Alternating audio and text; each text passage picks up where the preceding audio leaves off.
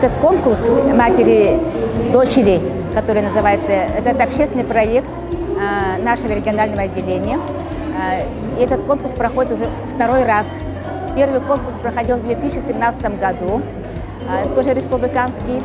И в этом году, в связи с проведением Года матери, но мы решили и включили в план работы проведение такого конкурса, тоже матери и дочери, для укрепления семейных ценностей, института семьи, для укрепления детско-родительских отношений. Участвуют 14 из 14 улусов, 14 пар мама и дочь.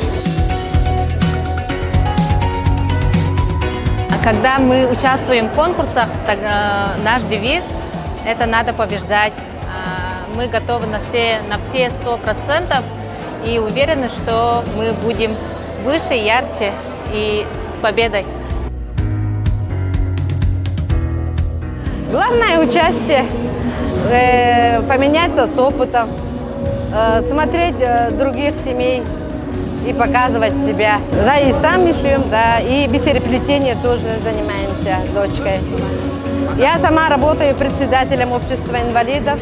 У нас там ателье есть своя.